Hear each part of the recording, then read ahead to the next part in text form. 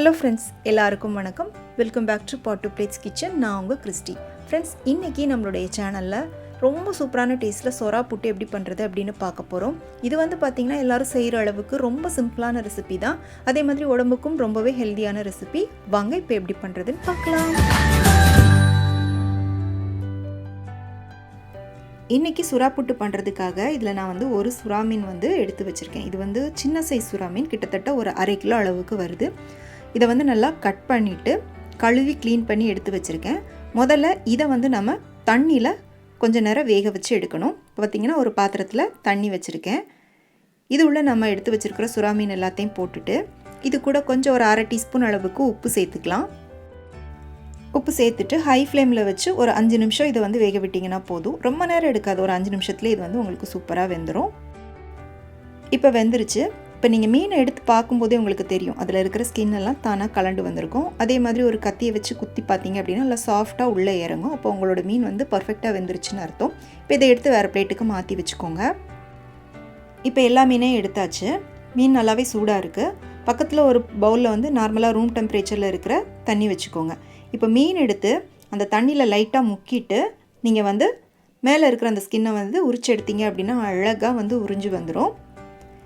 பாருங்கள், இப்போ இந்த மாதிரி உரிச்சு எடுத்துகிட்டு திரும்பவும் ஒரு தடவை தண்ணியில் லைட்டாக அலசிட்டு தனியாக எடுத்து வச்சுக்கோங்க.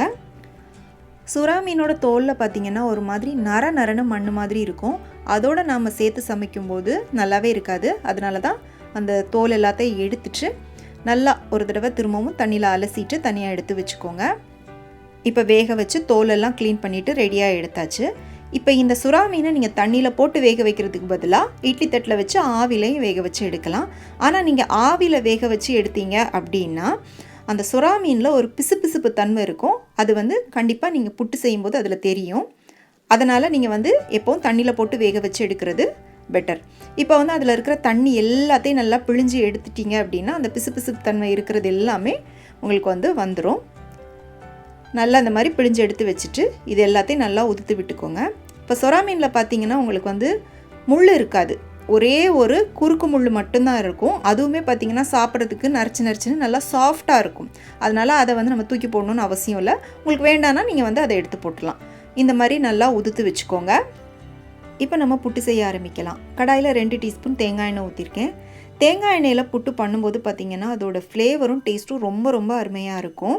இப்போ எண்ணெய் சூடானதும் 1/2 டீஸ்பூன் கடுகும் 1/2 டீஸ்பூன் சோம்பும் போட்டிருக்கேன். கூடவே ஒரு 15 பல்லு பூண்டை நல்லா சின்னதாக கட் பண்ணி போட்டிருக்கேன். இப்போ இதை நல்லா வதக்கி விட்டுக்கலாம். இந்த சுறா புட்டுக்கு பார்த்திங்கன்னா பூண்டு வெங்காயம் எந்த அளவுக்கு அதிகமாக சேர்க்குறீங்களோ அந்த அளவுக்கு இதோட டேஸ்ட் ரொம்ப அருமையாக இருக்கும். இப்போ வெங்காயம் சேர்த்துக்கலாம். 2 பெரிய வெங்காயம், அதே மாதிரி காரத்துக்கு 3 பச்சை மிளகாய் கட் பண்ணி போட்டிருக்கேன். கூடவே நல்லா ஒரு கொத்தளவுக்கு கருவேப்பிலையும் சேர்த்துட்டு இதை நம்ம நல்லா வதக்கி விட்டுக்கலாம். இதில் நீங்கள் பெரிய வெங்காயத்துக்கு பதிலாக சின்ன வெங்காயம் சேர்த்தாலும் டேஸ்ட் ரொம்பவே நல்லாயிருக்கும். இப்போ இதில் நான் இஞ்சி சேர்க்கலை. உங்களுக்கு வேணும் அப்படின்னா நீங்கள் கொஞ்சமாக இஞ்சி கூட துருவி போட்டுக்கலாம். இப்போ பார்த்தீங்கன்னா வெங்காயம் பூண்டு பச்சை மிளகாய் எல்லாமே நல்லா ஒரு பாதி அளவுக்கு வதங்கி வந்துருச்சு. இந்த ஸ்டேஜில் நம்ம உதுத்து வச்சுருக்கிற சொரா மீனை இது கூட சேர்த்துக்கலாம். சேர்த்துட்டு ஒரு 1/4 டீஸ்பூன் அளவுக்கு மஞ்சள் தூள், அடுத்ததாக ஒரு 1/4 டீஸ்பூன் அளவுக்கு சீரகத்தூள், தேவையான அளவுக்கு உப்பு சேர்த்துக்கோங்க. நம்ம ஆல்ரெடி மீன் வேக வைக்கும் போதும் உப்பு சேர்த்துருக்கோம். அதனால் கரெக்டாக பார்த்துட்டு தேவையான அளவுக்கு உப்பு சேர்த்துக்கோங்க. சேர்த்துட்டு திரும்பவும் இதை நல்லா வதக்கி விட்டுக்கோங்க. அடுப்பை ஹை ஃப்ளேமில் வச்சுட்டு ஒரு 5 நிமிஷம் நல்லா கைவிடாமல் வதக்கிட்டே இருந்தீங்கன்னா போதும். நல்லா பூவாக உதிரியாக உங்களுக்கு புட்டு ரெடி ஆயிரும். இப்போ கடைசியாக இது கூட கொஞ்சம் ஒரு 1/4 டீஸ்பூன் நான் மிளகுத்தூள் சேர்த்துருக்கேன். உங்களுக்கு காரம் ஜாஸ்தியாக வேணும்னா இன்னும் கொஞ்சம் கூட நீங்கள் மிளகுத்தூள் சேர்த்துக்கலாம். சேர்த்துட்டு திரும்பவும் நல்லா மிக்ஸ் பண்ணி விட்டுக்கோங்க. பாருங்கள், சூப்பராக உதிரியாக நம்மளுடைய சுறா புட்டு ரெடி ஆயிருச்சு. இதை நீங்கள் குழந்தைங்களுக்கு அப்படியே பிளேட்டில் வச்சு கொடுத்தீங்கன்னா ரொம்ப விரும்பி சாப்பிடுவாங்க. நீங்கள் இதை சாதத்தோடு கூட கிளறி குழந்தைங்களுக்கு லஞ்ச் பாக்ஸில் கூட கொடுத்து விடலாம். ரொம்பவே அருமையான டேஸ்ட்டில் இருக்கும். கண்டிப்பாக ட்ரை பண்ணி பாருங்கள். செஞ்சு பார்த்துட்டு எப்படி இருந்துச்சுன்னு உங்களுடைய கருத்துக்களை கமெண்ட் செக்ஷனில் சொல்லுங்கள். ரெசிபி பிடிச்சிருந்தால் லைக் பண்ணிவிட்டு ஃப்ரெண்ட்ஸ் அண்ட் ஃபேமிலிக்கு ஷேர் பண்ணுங்கள். மீண்டும் வேறொரு ரெசிபியோடு சந்திக்கிறேன். நன்றி, வணக்கம்.